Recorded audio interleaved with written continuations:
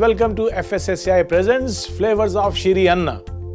अरे लगता है आज हमारे राजा जी का मूड खराब है। क्या हो गया मिलेट राजा? अरे भाई, हम तो डिश बनाकर मिलेट्स को प्रमोट कर रहे हैं, सरकार भी तो कुछ कर रही होगी। बिल्कुल कर रही है। अभी हाल ही में जो G20 समिट हुआ था, वहां पर आए विदेशी मेहमानों को एक से एक बेहतरीन मिलेट की डिशेस बनाकर सर्व की गई थी। और इसके अलावा पार्लियामेंट की कैंटीन में मिलेट्स का मेन्यू बना दिया गया है। और कहते हैं कि बनारस में जो काशी विश्वनाथ मंदिर है, वहां पर भी अब यह तय किया गया है कि प्रसाद जो है वो मिलेट से बनाया जाएगा। मैं आपको एक और बात बताना चाहता हूं मिलेट राजा, कि जो हमारी गवर्नमेंट है वो प्राइवेट कंपनीज के साथ मिलकर मिलेट कैफेज के ऊपर बहुत जोरों शोरों से काम कर रही है। हैं? सच? तो देखा आपने मिलेट राजा, सरकार बहुत से काम कर रही है ना। आप बिल्कुल भी नाराज मत होए।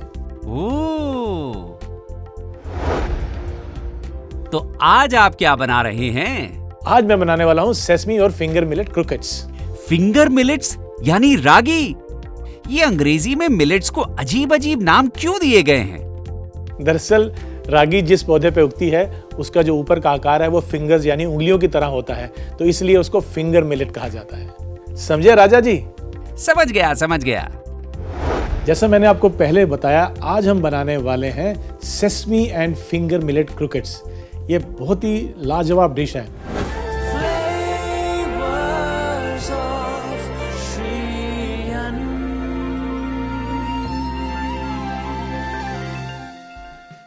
दरअसल क्रोकेट्स क्या होता है, ये एक तरह का सिलेंड्रिकल, चाहे वो वेज हो या नॉन वेज हो, एक सिलेंड्रिकल पीस होता है जिसको डीप फ्राई करके बनाया जाता है। तो हम यहाँ पर इस्तेमाल करेंगे आज फिंगर मिलेट्स यानी कि रागी, और साथ में कुछ सब्जियाँ, और बनाएंगे ये एक फ्रेंच डेलिकेसी लेकिन हमारे रागी मिलेट्स के साथ। तो सबसे पहले हम क्या करते हैं, एक पैन में थोड़ा सा घी गर्म करके कुछ सब्जियों को सौटे कर लेते हैं।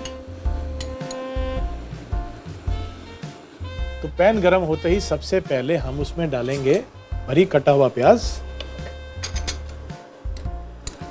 अगर आप प्याज नहीं खाते हैं तो इस रेसिपी में आप प्याज को छोड़ सकते हैं। इसे थोड़ा सा हम सौटे करेंगे। यहाँ पर सब्जियां हमने सिर्फ सौटे करनी है, ना कि पकानी है, ताकि उनका क्रंच भी रहे लेकिन हल्की सी वो नरम पड़ जाए।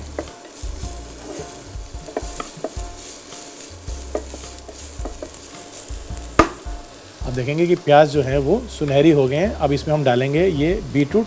इसको मैंने छोटा छोटा काट लिया है। साथ ही में डालेंगे गाजर, इनको भी हमने बारीक काट लिया है। यदि आप नहीं काट पाए तो आप इसको कद्दूकस भी कर सकते हैं। और साथ ही में ये फ्रेंच बीन्स। इन तमाम सब्जियों को, और इसमें आप अपनी मनपसंद सब्जियां भी डाल सकते हैं, लेकिन इन तमाम सब्जियों को हमने बस थोड़ा सा सौटे करना है। क्रंच भी रहना चाहिए लेकिन हल्की नरम पड़ जाएंगे।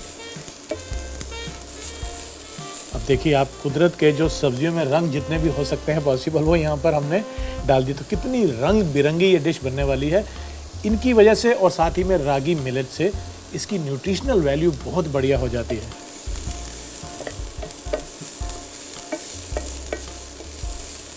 बस 1 से 2 मिनट हमने इसको सौटे किया और इसको हम हटा लेते हैं और यहाँ पे रख लेते हैं। अब दूसरे पैन में हम लेंगे देसी घी, और इसको भी गर्म होने देते हैं। और घी के गर्म होते ही इसमें हम मिला देंगे ये फिंगर मिलेट फ्लावर यानी कि रागी का आटा। और आटा डालने के बाद हमने इसको मिक्स करना है और धीमी आंच पर इसको पकाना है, ताकि जो रागी के आटे का कच्चापन है वो दूर हो जाए।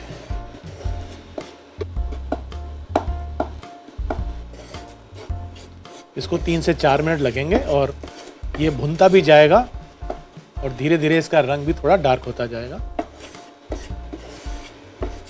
इसका टेक्सचर भुनने के बाद थोड़ा बालू जैसा होता है, थोड़ा कोर्स, थोड़ा रफ रहता है। हमने इसको भून लिया है और एक महक सी जब आने लग जाती है, इसका कच्चापन जब दूर होता है, तो इसकी एक कैरेक्टरिस्टिक स्मेल जो होती है वो आना शुरू हो जाती है। लीजिए, रागी का जो आटा है वो अच्छे से भुन चुका है। अब इसमें जो सब्जियां हमने सौटे की थी वो इसमें मैं मिला लेता हूँ। ये सब्जियां जो कि अब थोड़ी सी नरम भी पड़ चुकी हैं, ये इनमें मिला लेते हैं।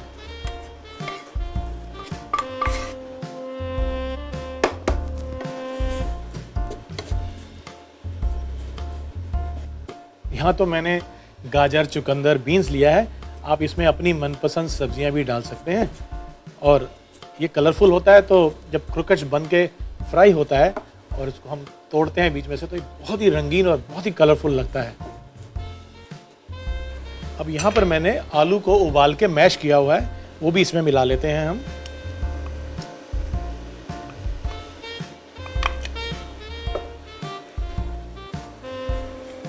इनको मिक्स कर लेंगे। इन तमाम चीज़ों को मिलाते हुए, जैसे आटा गूंथते हैं वैसे ये एक गूंदा हुआ मिक्सचर तैयार हो जाएगा।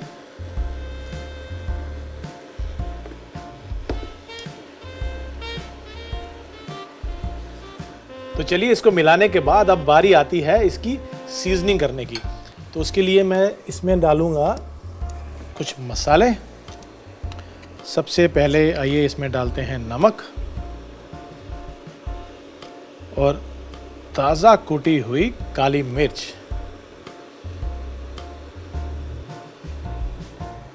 और यदि क्रोकेट्स के मिक्सचर में नटमेग यानी कि जायफल डाल दिया जाए तो इसकी खुशबू और बेहतर हो जाती है, पर चुटकी भर ही डालना है, ज़्यादा नहीं। तो इसमें हम डाल देंगे ये नटमेग और इसको फिर से एक बारी हम मिक्स कर लेंगे।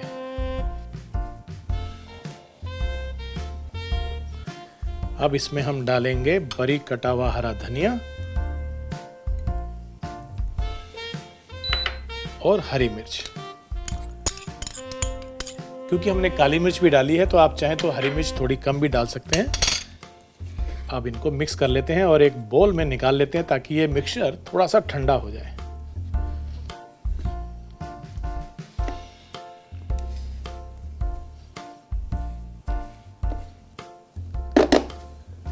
यहाँ पे हम एक बोल लेते हैं और ये मिक्सचर हम इसमें निकाल लेते हैं।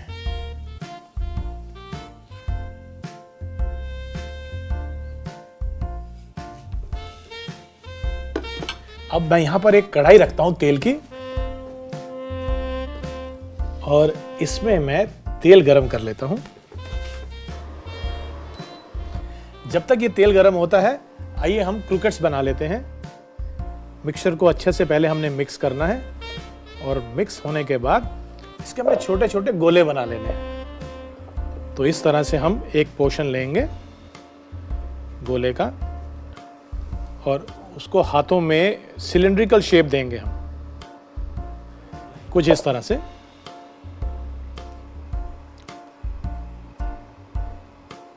तो इस तरह से इसको हम शेप देंगे एक सिलिंड्रिकल और इसको एक प्लेट में ऐसे निकाल देंगे।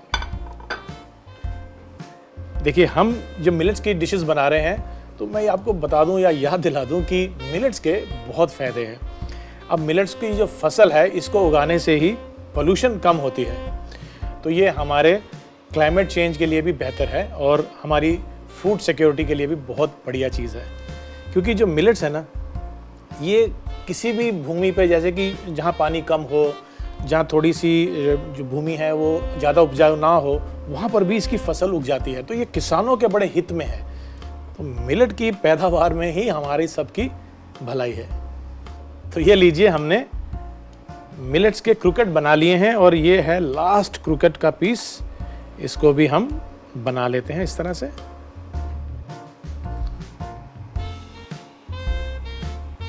और इसकी साइड को टैप करते हुए इसको एक सिलिंड्रिकल शेप दे लेते हैं। तो ये मिलेट्स तो तैयार हो गए हैं। अब बारी आती है इनको सेसमी सीड से कोट करने की। अब सेसमी क्या होता है? सफ़ेद तिल। मैंने इनको सूखा ही भून लिया। इसको हम कहते हैं ब्रॉयलिंग। ब्रॉयलिंग यानी किसी भी ऑयल या किसी मीडियम के साथ नहीं पकाया, सूखा भुना है। तो ये मैंने ड्राई रोस्ट किया है सेसमी को।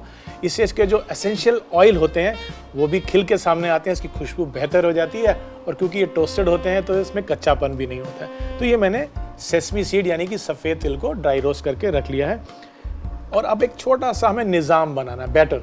उस बैटर से हम इन क्रोकेट्स को कोट करेंगे और सेसमी सीड से, ब्रेड क्रम्ब से नहीं, सेसमी सीड से कोट करेंगे। उसके बाद हम इसको फ्राई करेंगे। जब बाइट खाते हैं ना क्रोकेट्स का, तमाम सब्जियां हैं, रागी मिलेट है, सेसमी है, पूछिए मत, लाजवाब, एकदम बढ़िया। तो आइए शुरू करते हैं, एक बैटर बना के इसको कोट करते हैं। बैटर हम बिल्कुल सिंपल रख रहे हैं। एक बोल में मैदा लेंगे और इसमें हम थोड़ा सा नमक मिला लेते हैं और बहुत ही सिंपल सा बैटर बना रहे हैं जिसमें बस मैदा और पानी ही है।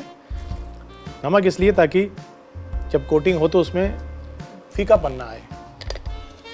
तो ये हम इसमें पानी डाल लेते हैं और बिल्कुल गाढ़ा सा एक बैटर बना लेंगे।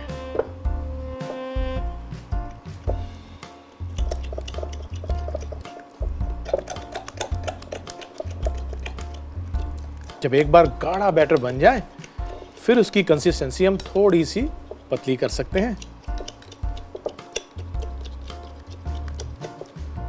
अब इसको थोड़ा सा हम पतला करेंगे।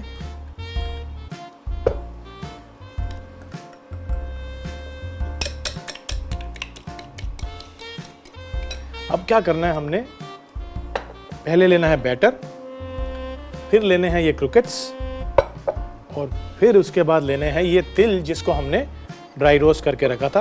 तो इन तिलों को हम इस प्लेट में डाल लेंगे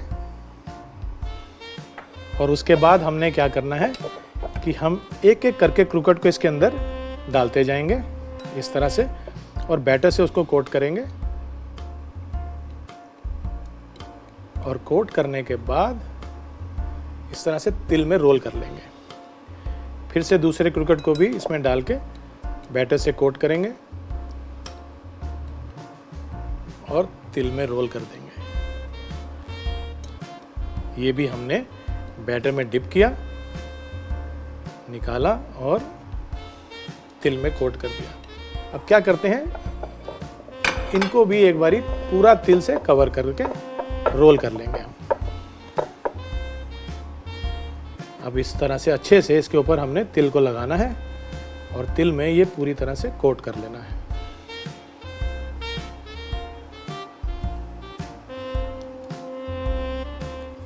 और इसी तरह से हम बाकी के जो क्रूकेट्स हैं उनको भी बैटर में डिप करके तिल से कोट कर लेंगे। कोट करने के बाद इसको अच्छे से सेट होने के लिए हमें इसको 10 से 15 मिनट फ्रिज में रख लेना चाहिए। उससे जो सेसमी है वो अच्छे से इसके ऊपर बाइंड हो जाते हैं और फ्राइंग के समय फिर वो छूटते कम हैं। तो इसको हम एक प्लेट में निकाल लेते हैं और फ्रिज में रखते हैं। तो लीजिए, क्रूकेट्स को मैं फ्रिज में से निकाल के ले आया हूँ। तेल तो हमारा गर्म है, तो आइए इसमें ये क्रूकेट्स डाल देते हैं और इसे सुनहरी होने तक फ्राई कर लेते हैं। इसमें हीट ज़्यादा नहीं होनी चाहिए क्योंकि सेसमी सीड नहीं तो जल्दी से कलर ले लेते हैं। धीमी आंच पे ही इसको हमने फ्राई करना है। और ये हमने इसमें सभी क्रूकेट्स को डाल दिया। इन्हें थोड़ा सा हिलाएंगे ताकि नीचे से ये कलर ना ले ले।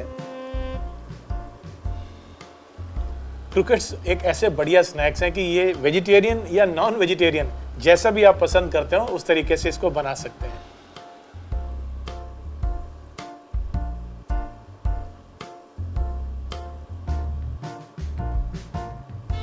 और जैसे ही क्रूकेट्स के ऊपर हल्का सुनहरी रंग आने लगे उसको एक शेड पहले ही हमें इसको निकाल लेना चाहिए क्योंकि ये धीरे धीरे जल्दी से ब्राउन होना शुरू हो जाते हैं। और वैसे भी जो सेसमी सीड्स हैं हमने उसको टोस्ट किया हुआ था।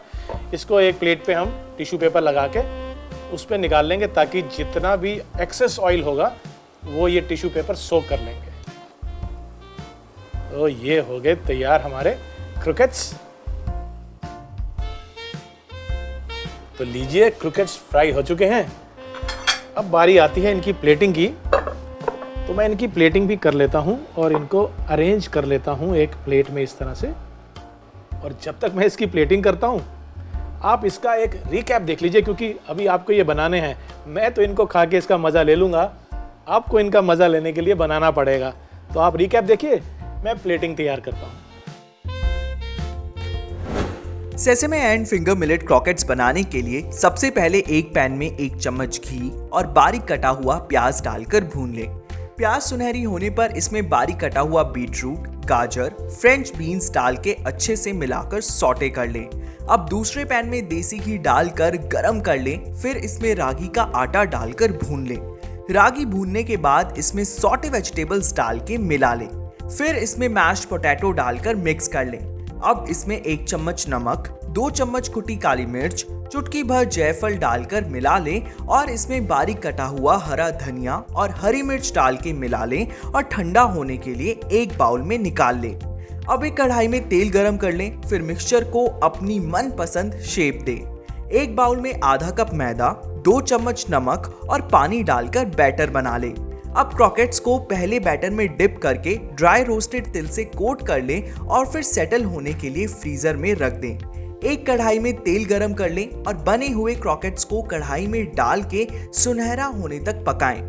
प्लेटिंग के लिए एक प्लेट में सभी क्रॉकेट्स को निकाल लें और अपने मनपसंद डिप के साथ गर्मा गर्म परोसें।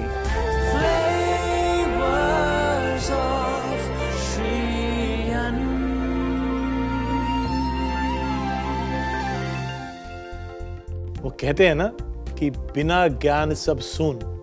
तो आइए इस सूनेपन को खत्म करते हैं और करते हैं ज्ञान की बात।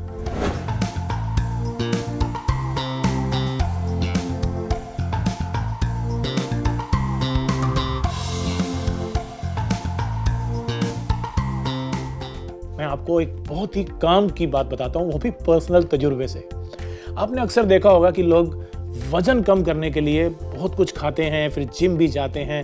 मैं आपको बताऊं एक राज की बात, ये सब करने की बिल्कुल ज़रूरत नहीं है। यदि आप रागी से बनी हुई डिशेस खाना शुरू कर देंगे तो आप देखेंगे कि आपका जो पेट है वो दिन भर भरा भरा सा रहेगा।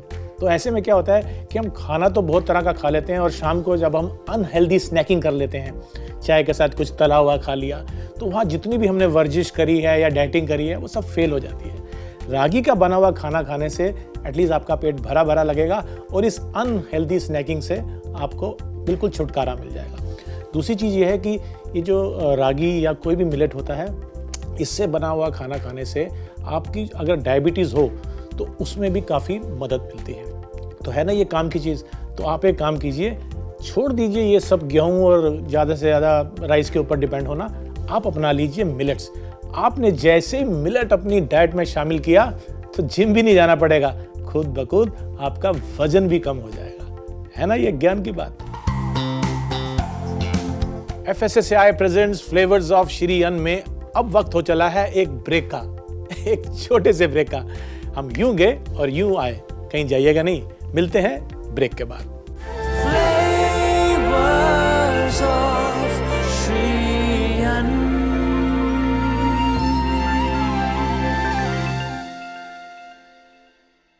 Hello and welcome to FSSAI presents flavours of Shri Anna. आज हम एक ऐसी रेसिपी बनाने वाले हैं जो कि मीठी है। और मीठी इसलिए है कि जब भी कोई अच्छा काम करते हैं, खुशी का मौका होता है, कोई गुड न्यूज़ आती है, तो हम कहते हैं मुंह मीठा हो जाए। तो श्री अन्न को जब हम इतना प्रख्यात या फेमस कर रहे हैं तो क्यों ना कुछ मीठी मीठी बातों के साथ मीठी मीठी रेसिपीज भी हो जाएं। तो आज हम बनाने वाले हैं पर्ल मिलेट बर्फी।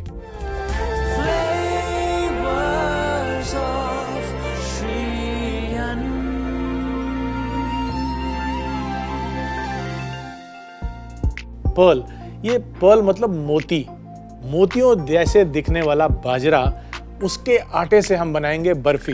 तो क्या आप जानते हैं कि जो बर्फी शब्द है ये उर्दू और पर्शियन में जो बर्फ होती है उससे बना है।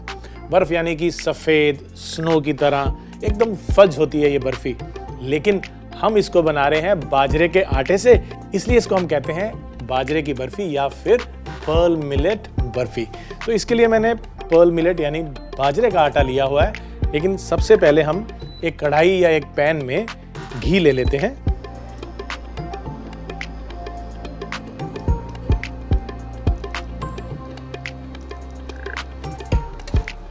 और घी के गर्म होते ही इसमें हम ये पर्ल मिलेट यानी कि बाजरे का आटा मिला देंगे।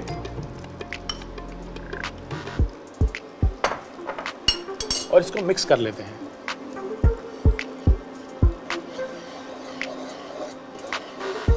और मिक्स करने के बाद इसको धीमी आंच पर हमने पकाना है। हम इसको बाजरे के आटे से बना रहे हैं, आप चाहें तो इसको ज्वार के आटे से भी बना सकते हैं या फिर जो मिलेट आपको पसंद हो उसका इस्तेमाल करते हुए इसको बना सकते हैं।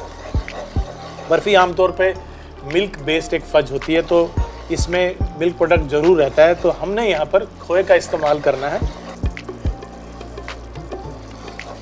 इसको 4 से 5 मिनट लगते हैं, लेकिन धीमी आंच पे भूनने से इसका जो अरोमा है, जो खुशबू है, फ्रेग्रेंस जो है, वो किचन को महका देती है।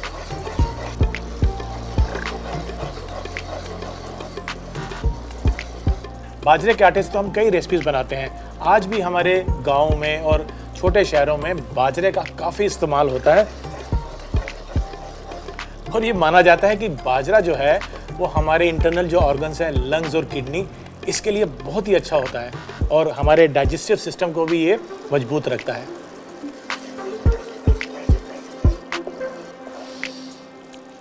इसकी महक अब आना शुरू हो चुकी है और ये एक इंडिकेशन होता है कि जो हम भून रहे हैं, चाहे वो आटा हो, सूजी हो या फिर यहाँ बाजरे का आटा, अब ये धीरे धीरे कलर भी बदलता रहेगा और इसकी महक बता रही है कि ये तैयार होने वाला है।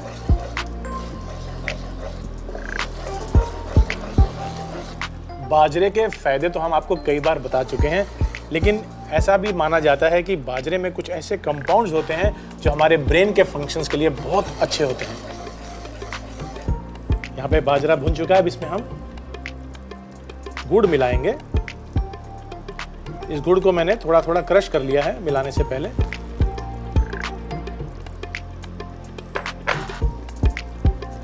अब ये धीरे धीरे मेल्ट होता जाएगा। साथ ही में इसमें हम डाल देंगे ये खोया।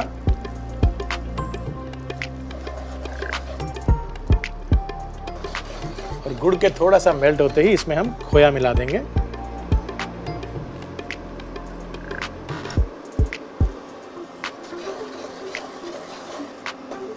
और इसको काफ़ी देर अब भूनना पड़ेगा ताकि ये मिक्सचर थोड़ा सा और गाढ़ा हो जाए और टाइट हो जाए।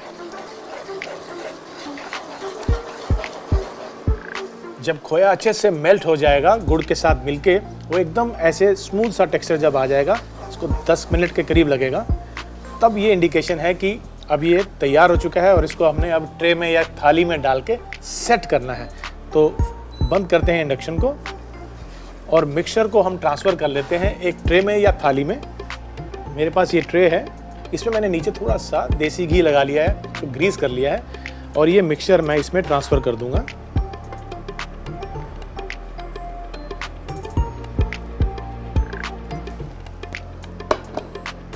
और इसको दबाते हुए एजिस तक ले जाएंगे।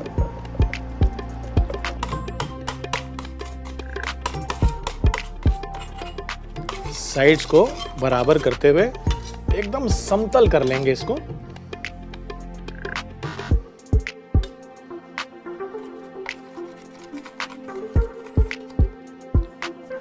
अब इसके बाद इसके ऊपर हमारे पास यहाँ बादाम और पिस्ता, ये हमने बारीक बारीक काट के रखा है, इसको हमने बुरक लेना है।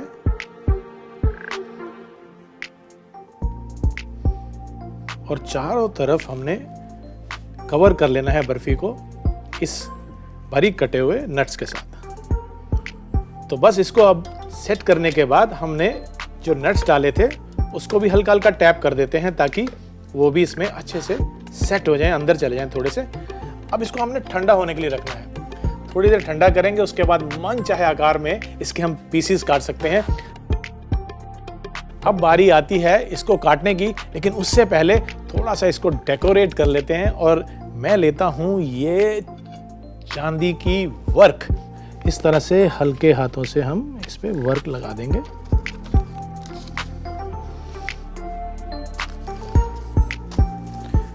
वर्क लगाने के बाद इसको हम पीसेस में काट लेते हैं इस चाकू की मदद से। यहां से हम सीधी लाइन पहले लेंगे, ये लीजिए हमने एक और लाइन, और इसी तरह से हम अब इसको घुमा के हम चकोर या डायमंड शेप जैसे भी हम काटना चाहें काट सकते हैं।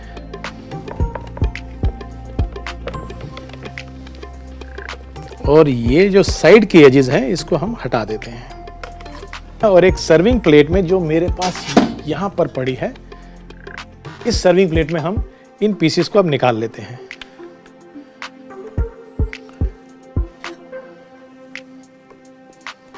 और इसी तरह से मैं इसको अरेंज कर लेता हूं,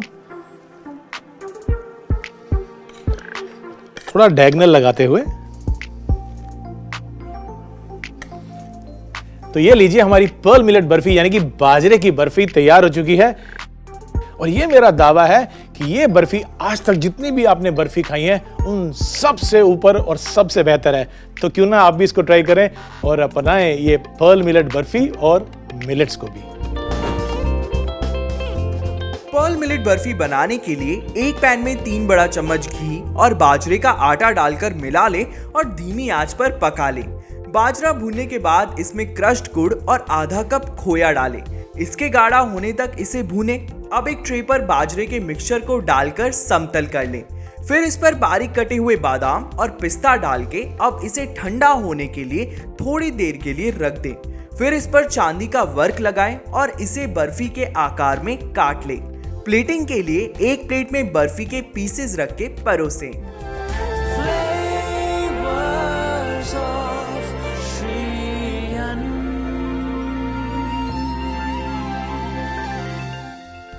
तो मिलते हैं अगले एपिसोड में एक और लाजवाब रेसिपी के साथ। तब तक के लिए श्री अन्न को अपनाइए और बीमारियों को भगाइए। Do take care of yourself. नमस्कार।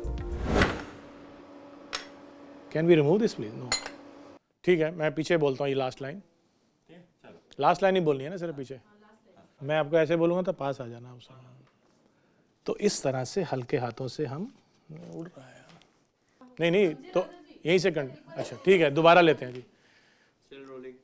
बस ये लास्ट है, इसके बाद तो थोड़ा सा सेटअप फिर चेंज होगा, ये सब हटा देंगे। हम कोशिश करते हैं अपना वजन कम करने की।